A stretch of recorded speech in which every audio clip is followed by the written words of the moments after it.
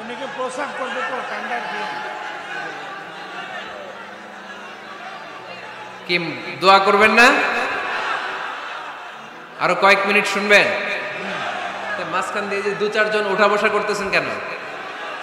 পেশাব ধরছে এটা? ঠিক আছে, জি হয়। আসরের সময় আসছে? ও রে আল্লাহ রে, মাগরিবের সময় আসছেন কে কে দেখি? এখন বাজে 10টা 40, এতক্ষণ ধরে বসা, হাত নামান। আসরের সময় আসছেন কারা কারা দেখি? আসর থেকে বসা, হাত নামান। জোহরের সময় আসছেন কারা দেখি? জোহরের সময় চলে আসছো তোমরা। আল্লাহ তুমি কবুল করো, আজকের মাহফিলটারে নাজাতের ওসিলা বানাও। তাহলে ঘরে সুখ শান্তি আর সমৃদ্ধি আনার 5 নম্বর ফর্মুলা হচ্ছে ঘরে কোরআনের তেলাওয়াত লাগবে। এখন কোরআনের তেলাওয়াত নাই, কোরআন আমরা শিখাতে চাই না, আছে না নাই? আমরা এখন ধর্মপ্রাণ হয়েছি কোরআন ছাড়া। কি ছাড়া? ধর্মপ্রাণ, ধর্মপ্রাণ, আমরা বড়ই ধর্মপ্রাণ।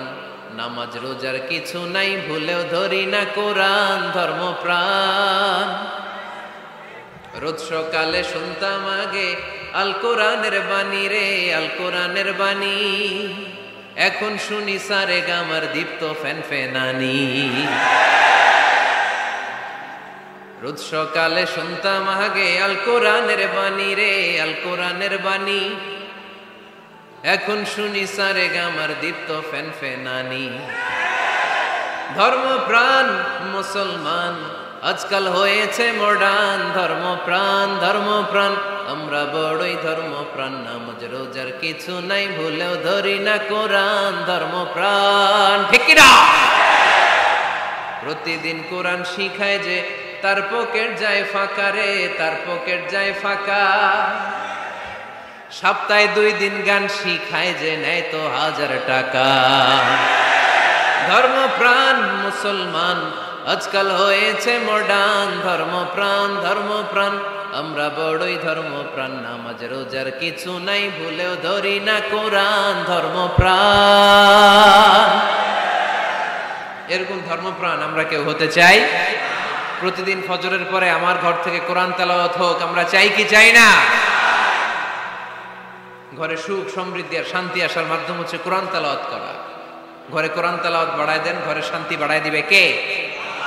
কয়টা গেল?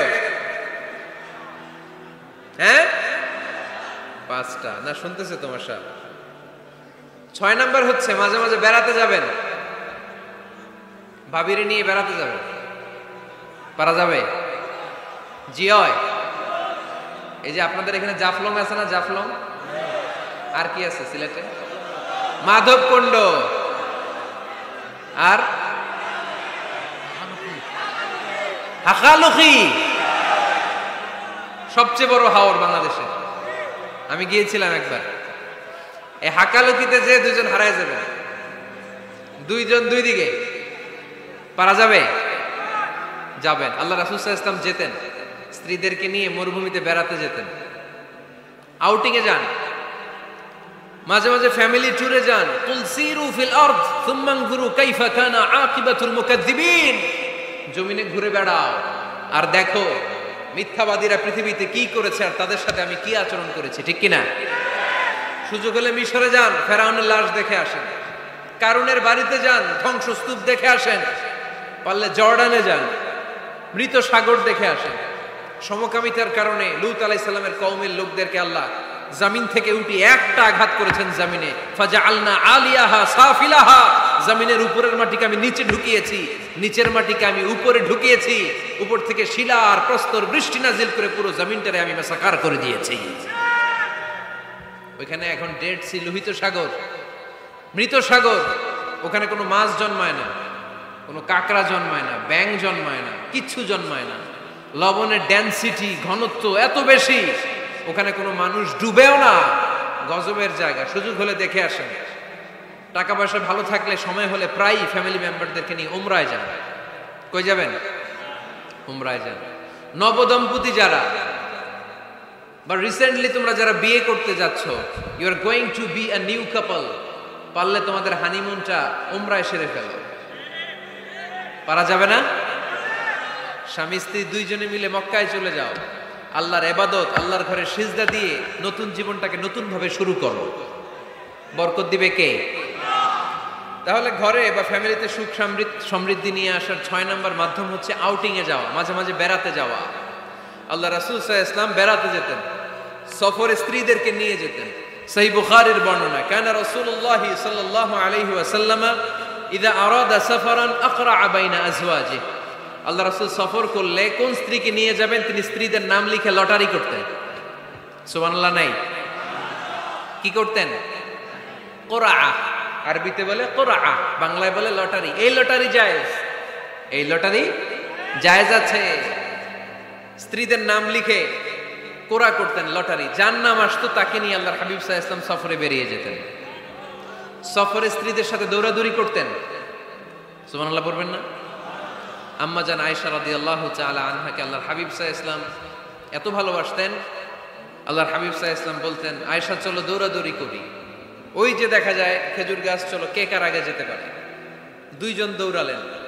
বিয়ের প্রথম দিকে আম্মা জান আয়েশা রাদিয়াল্লাহু তাআলা আনহা ফার্স্ট হয়ে গেলেন, কারণ তখন তিনি চিকন ছিলেন, এত মোটা ছিলেন না। আবার অনেক বছর পরে আরেক সফরে যখন আম্মা জান আয়েশা সফরে লটারিতে নাম আসলো, ওই সফরে আবার আল্লাহর হাবিব সাল্লাল্লাহু আলাইহি ওয়াসাল্লাম বললেন, আয়েশা চলো আজকেও দৌড়াদৌড়ি করি। দুইজন দৌড় দিলেন। এবার আর আম্মা জান আয়েশা রাদিয়াল্লাহু তাআলা আনহা জিততে পারলেন না, যেহেতু মোটা হয়ে গেছেন। আল্লাহ রাসূল সাল্লাল্লাহু আলাইহি ওয়াসাল্লাম দৌড়ে গাছ ধরে ফার্স্ট হয়ে গেলেন। সুবহানাল্লাহ পড়েন। আম্মা জান আয়েশা এবার রাগ করে বসে আছেন। আল্লাহর হাবিব সাল্লাল্লাহু আলাইহি ওয়াসাল্লাম বললেন, হাযিহি সাবকাতু বিতিলক, ওই যে কয়েক বছর আগে আয়েশা একদিন রাতে তুমি আমারে হারায় দিছিলা, আজকে তোমারে হারাইয়া ওটার প্রতিশোধ তুলে নিলাম। সুবহানাল্লাহ পড়তে পারলেন না? কি ভালোবাসাবাসী ছিল, কি খুনসুটি ছিল, কি আদর্শ আগের সমৃদ্ধ সুখী শান্তির একটা সংসার ছিল বিশ্বনবী সাল্লাল্লাহু আলাইহি ওয়াসাল্লামের।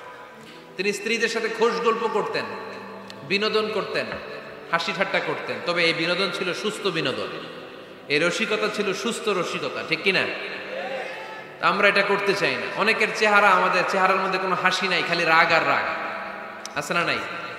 অনেকে দেখবেন 5 বছরও একবারও হাসে নাই। সুজানগরে আলহামদুলিল্লাহ এরকম নাই। সুজানগরের এই যে সবাই হাসতেছে, সবার মুখে হাসি। হাসবেন, মুচকি হাসবেন, মুচকি হাসি দেওয়া সুন্নাত।